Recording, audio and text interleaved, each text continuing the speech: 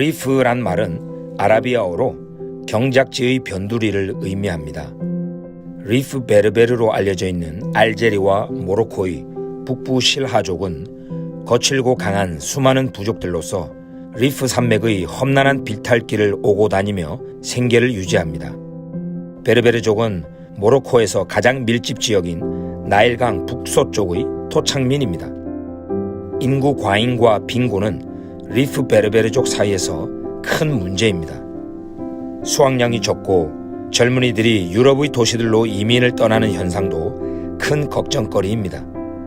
북쪽의 실하족은 교육의 기회를 제공받지 못하였고 특별히 교육의 중요성에 대해서도 자각하지 못하고 있습니다. 대부분 건조한 땅이기에 농작물 생산량을 늘리기 위해 현대적인 농업 기술이 절실한 상황입니다. 모로코에 159만 4천 명의 리프 베르베르족이 살고 있는데 기독교 인구 비율은 0.03%, 복음주의자는 0.02%에 지나지 않습니다. 모로코는 기독교 사역자가 들어가기에 꽤 어려운 곳으로 우회적인 접근법이 필요합니다. 유럽의 선교 단체들과 북아프리카 교회에 하나님의 지혜와 창의적인 선교 전략을 허락하시어 모로코의 리프 베르베르족에게 효과적으로 선교하게 하시도록 기도합시다. 리프 베르베르인의 언어로 된 예수 영화, 하나님의 이야기에 관한 비디오, 기독교 라디오 등의 컨텐츠가 리프 베르베르족에게 복음을 전하게 되기를 기도합시다. 그리고 예수를 따르는 리프인들이 그들의 가족과 공동체를 어떻게 축복하고 있는지, 그리고 그리스도인의 삶이 어떠한지를 효과적으로 증명할 수 있도록 기도합시다. 리프 베르베르족 가운데 복음, 제자, 교회, 재생산의 역사가 일어나고 신자들이 성경을 제대로 배워 그리스도의 복음에 대해 바르게 이해하고 믿음 안에서 든든히 자랄 수 있도록 기도합시다.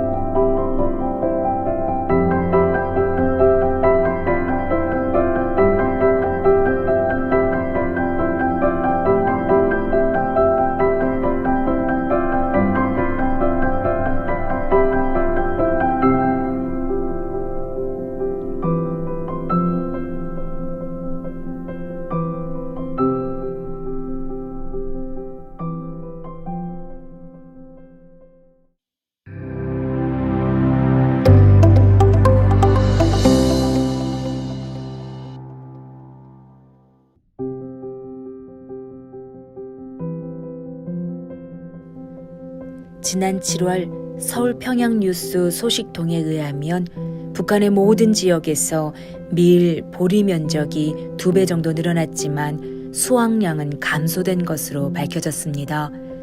황해도 평안도 지역에서 올해 작황이 지난해보다 25% 감소한 것으로 나타났는데 이는 50년 만에 겨울 가뭄과 지속된 봄 가뭄, 비료, 농약 등의 부족으로 초기 작황에서부터 문제가 생겨 쭉정이가 많이 나오면서 전반적 작황이 줄어들었다고 밝혔습니다. 이로 인해 올해 곡식 수확량에 따른 기대가 무너지면서 식량 가격이 치솟게 되어 함경도와 자강도, 량강도 지역 주민들 중 기아 상태에 있는 주민들이 15% 이상이라고 주장했습니다. 기본적인 먹거리가 충분히 공급되지 못하여 인간의 기본 권리를 찾지 못하고 있는 북녘의 주민들을 위해 식량이 부족하지 않게 채워질 수 있도록 간절히 기도합시다.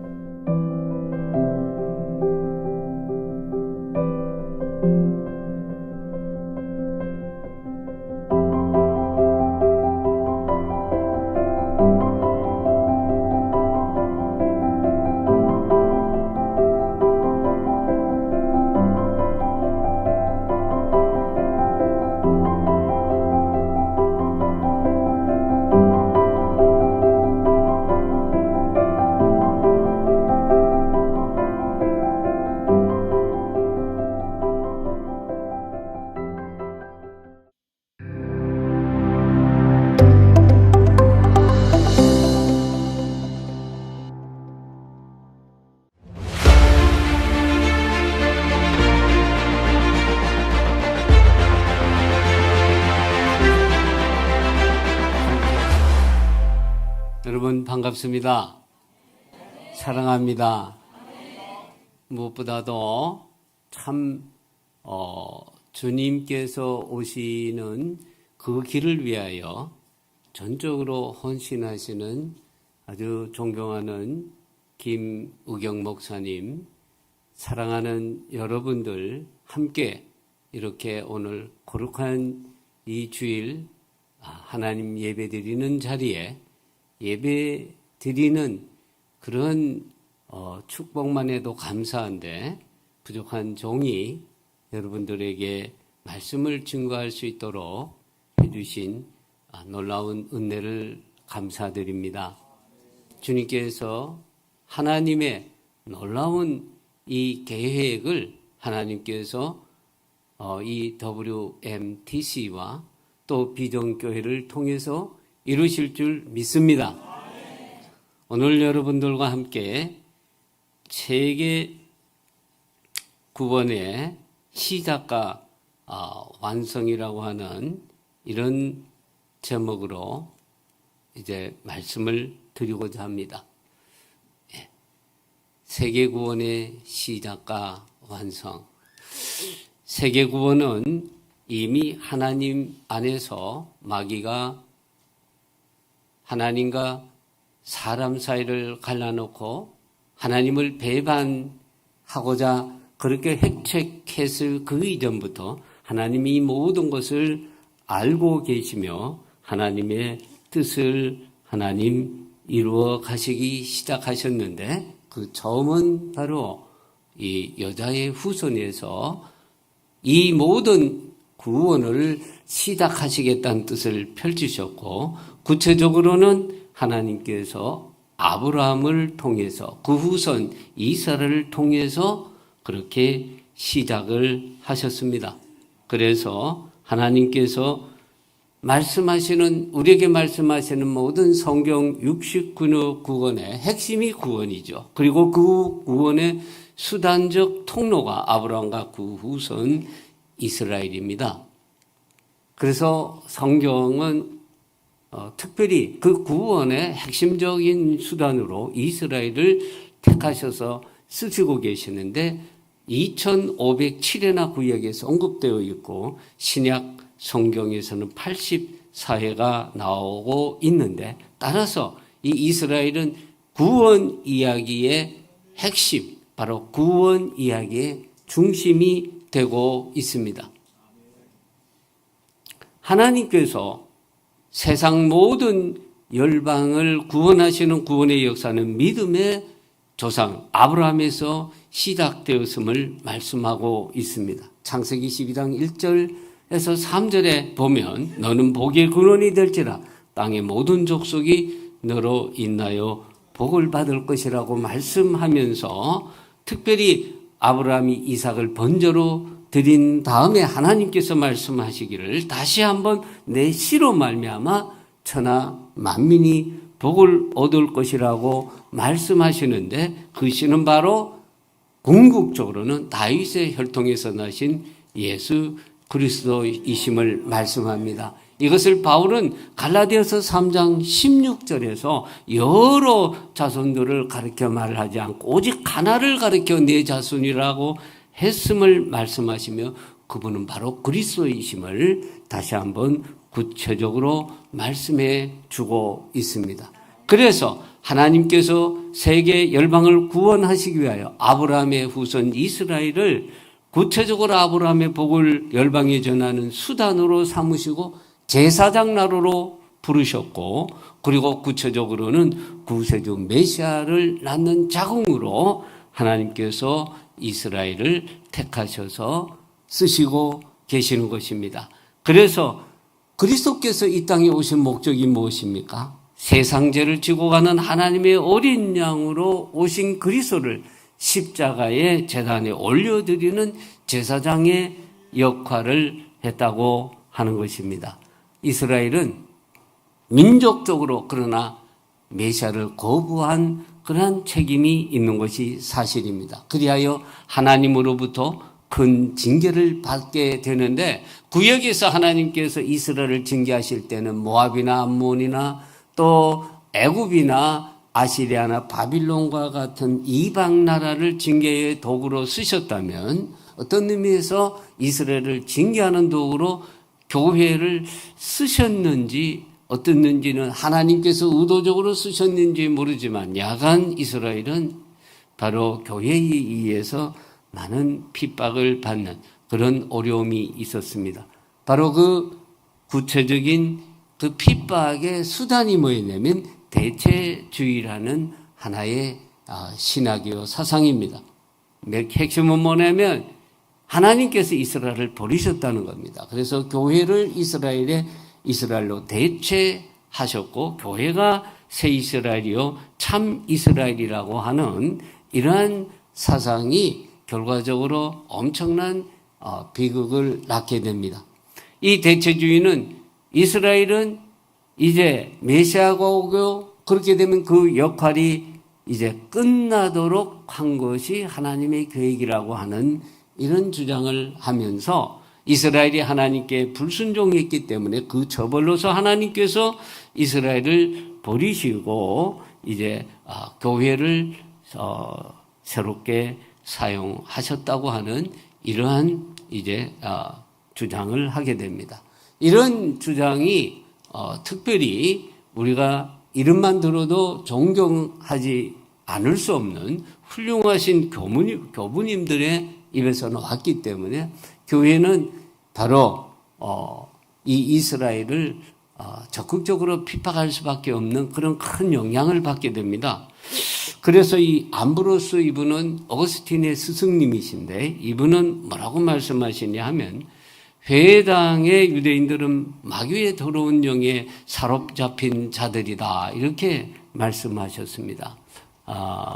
그래서 기독교인들이 회당을 파괴하는 것이 하나님을 영어롭게 하는 것이고 그래서 회당은 불신의 장소이고 불경건의 집이고 정신 이상자의 피난처이고 하나님 자신에 의해서 저주받은 곳이다. 이렇게 얘기를 했습니다.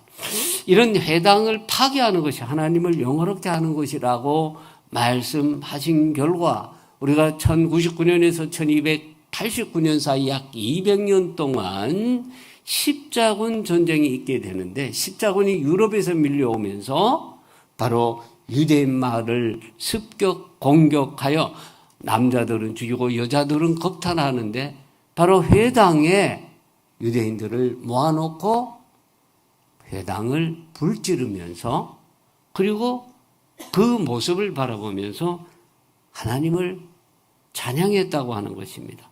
왜냐? 암브로스가 회당을 파괴하는 것이 하나님을 영화롭게 하는 것이다 했기 때문에 그렇습니다. 참 안타까운 일이 아닐 수 없죠. 어거스틴 이분은 유대인과 가인을 동일시합니다. 가인이 살인 때문에 방랑했던 것처럼 유대인들을 그리스도를 죽인 죄에 대한 처벌로 열방에 흩어지고 방랑하게 하셨다. 하나님이 그렇게 하셨다고 주장합니다. 그래서 가인이 표를 받았듯이 유대인들도 열방 사람들과 구별되는 표를 받았는데 그것이 할례와 율법이라고 했습니다. 이 어거스틴의 주장이 안타깝게도 1215년 제4차 라테란 공의에 의하여 구체적으로 채택되는 결과를 가져옵니다. 이 어거스틴의 주장에 따라서 세독 정부는 유대인의 옷에다가 가인의 표를 달게 해야 된다. 이렇게 명령하게 됩니다. 여러분 피아니스트라든가 신들러 리스트 같은 영화를 보시면 유대인들이 여기 황색 다윗의 표를 달고 있는 것을 보실 수 있습니다. 이것이 히틀러가 처음 고안해 낸 것이 아니라 1215년 제4차 라테란 공의의 결정이고 그 출발은 뭐냐 하면 바로 유대인은 가인과 같은 종자로서 구별되는 표를 달아야 된다고 주장한 어거스틴의 주장에 바탕하고 있다는 사실입니다. 그러면 다 모든 책임은 구교에 있고 우리 개신교는 아무 책임이 없느냐 하면 그렇지 않습니다. 참 안타깝습니다. 특별히 제가 마틴 루터를 반유대주의와 관련하여 언급할 때는 마음이 참 아픕니다. 우리 교회가 가장 성경에 가까운 진리의 교회로 거듭날 수 있도록 자신의 모든 것을 바치신 분이 바로 종교개혁의 아버지 마틴 루터 박사님입니다. 그가 기울인 그 모든 헌신의 결과로 우리가 이렇게 성경의 진리에 합당한 교회에서 예배드릴 수 있게 된 것에 대해서 우리는 마틴 루터 박사님께 모든 감사를 다해도 지나치지 않습니다. 그럼에도 불구하고 어떤 의미에서 그분 역시 인간의 연약함 때문에 마귀에게 어떤 조정을 받았지 않느냐, 영적인 측면에서 그런 생각을 해보게 되는데, 이분이 약 20년 동안 종교개혁교회에 20년 동안 구교와 달리 유대인들에게 잘 대해주면 이분들이 그리스도께로 돌아오리라는 희망으로 했지만 돌아오지 않게 되자 이분이 그 당시에 정신적으로 육체적으로 굉장히 어려운 상황이 있었는데, 아마 그런 상황에 어떤 마귀의 이런 조종을 받지 않았나 생각되는데, 그 이후로부터 유대인들에게 아주 가혹한 발언을 하십니다. 그래서 그분이 쓰신 유대인과 그들의 거짓말에 관하여라는 이 소책자를 읽어보면 과연 이분이 하신 말씀이 맞느냐 하는 의심이 들 정도로 가혹한 말씀을 많이 하십니다. 유대인들은 도로 통영권을 제한해라. 유대인이 회당을 파괴하고, 그리고 유대인이 탈무드나 기도서를 소지하는 자나 가르치는 자가 발각되어지면 심지어 사지를 절단해라는 이런 명령들을, 이런 실천을 제후들이 해야 된다고 그렇게 주장을 하게 되고요. 나중에 이분의 어떤 주장이 유대인 최종 학살책의 신학적 근거로 사용되어지는데, 이 율리우스 스트라이크라는 이 사람이 바로 나치의 기관지인 스티리머의 편집장인데, 이 사람이 1946년 4월 25일 뉴른베르크 전범재판소에서 한 얘기를 보면 얼마나 마틴 루터 박사의 이 주장이 유대인 최종 학살책, 다시 말해서 600만 명을 나치가 죽이는데 엄청난 이런 영향을 끼친다는 것을 단적으로 말해줍니다. 이 사람이 이 뉴른베르크 전범재판소 피고인석에 서서 검사를 향해서 이렇게 합니다. 검사, 당신이 이 책을 읽으셨다면, 이 책은 바로 유대인과 그들의 거짓말에 관하여라는 책인데, 이 책을 읽으셨다면 오늘 이 자리에 마틴 루터 박사를 피고인석에 앉히셨을 것입니다 라고 이렇게 당당하게 얘기하는 것을 볼 수가 있습니다. 거기에서 마틴 루터 박사는 유대인들은 독사의 자식들이고 우리가 그들의 회당을 불태워야 한다고 주장하고 있습니다. 그는 독일의 통치자들, 그 당시 제후죠, 유대인의 살과 핏줄과 뼈와 골수를 자르고 톱으로 썰고 불태워야 한다고 했습니다. 이렇게 얘기합니다.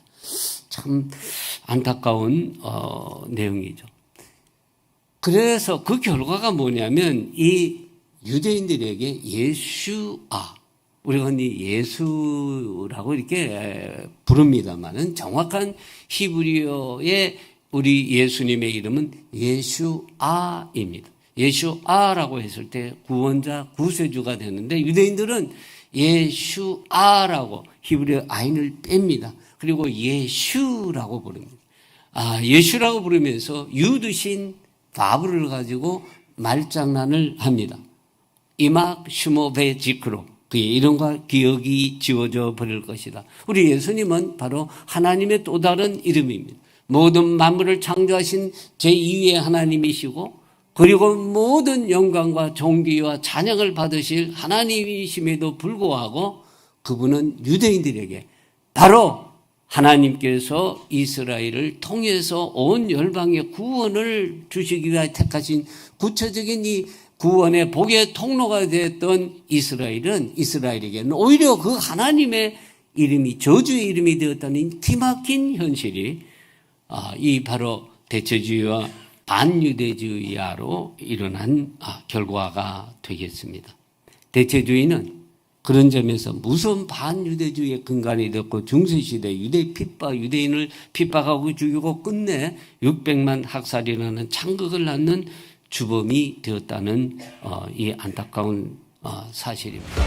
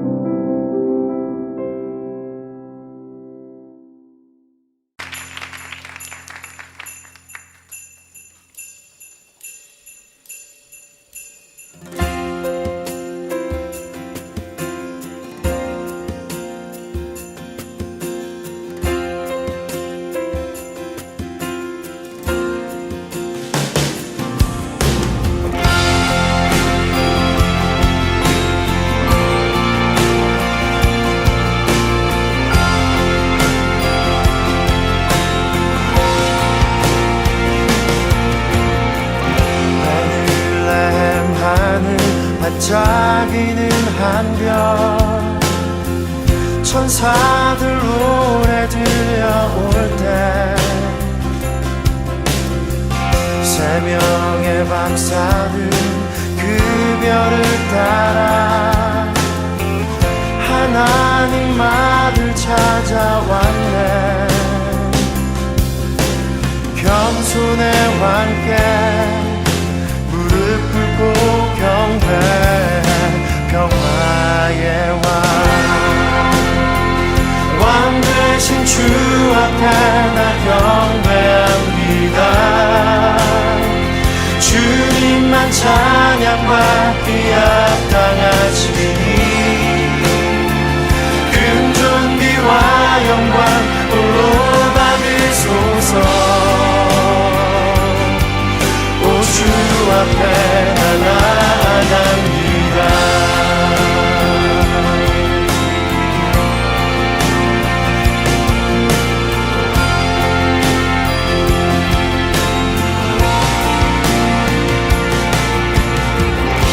햇살보다 밝게 빛나는 주의 영광 모든 어두움 물리치네.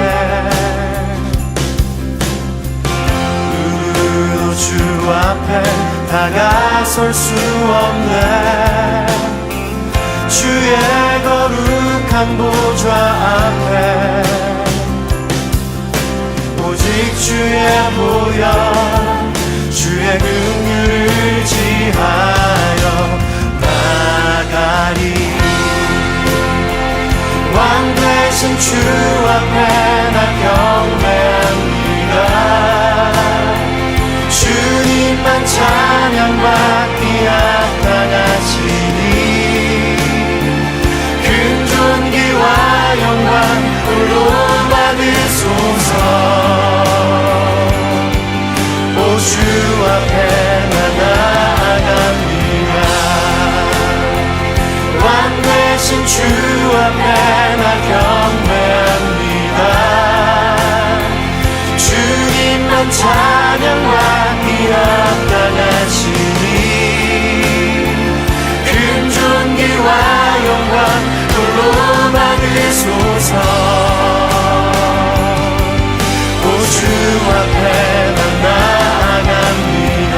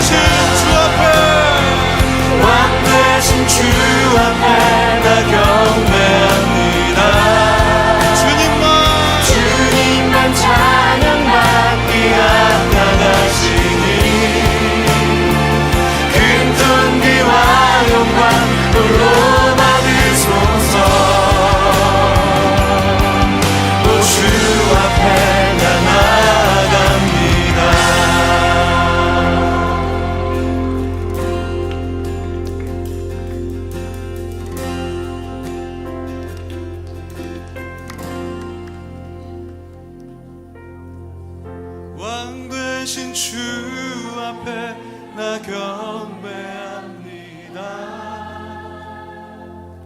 주님만 찬양받기 합당하시니 큰 존귀와 영광 홀로 받으소서. 오 주 앞에 나 나갑니다.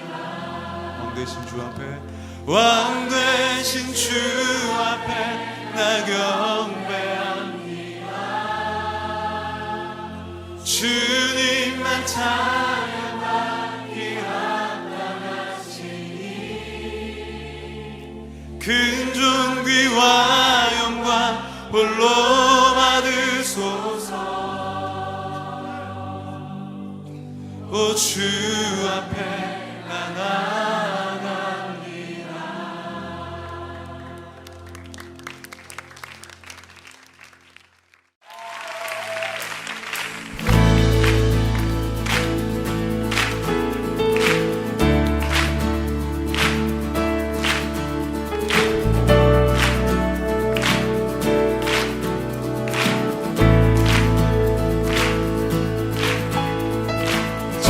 천사들의 노래가 하늘에서 울리네. 모든 소리 높여서 주의 나심 전하세.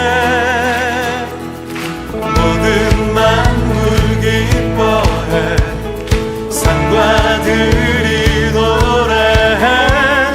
아름다운 노래가 온 세상에 퍼지네.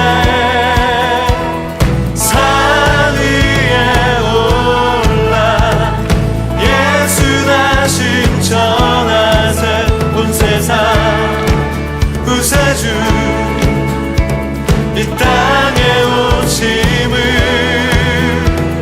하늘엔 영광 온 땅 위에 평화. 만왕의 왕 되신 예수 그리스도 선포해.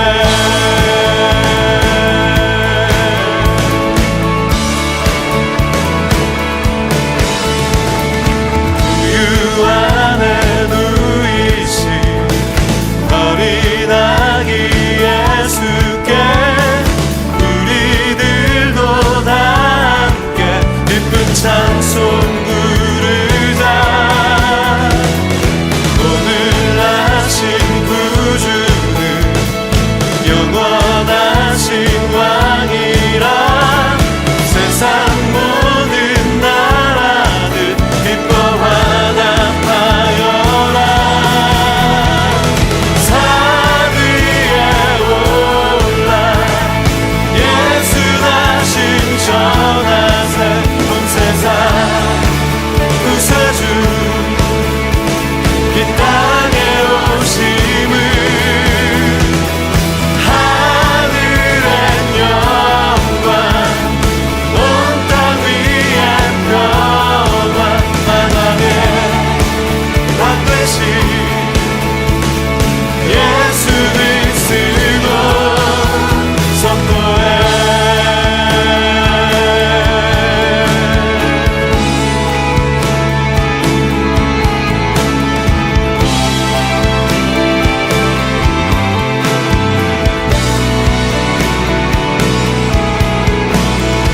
영광을 주님께 높이 계신 주님께 찬양받기 합당한 주 경배하여라. 영광을 주님께 높이 계신 주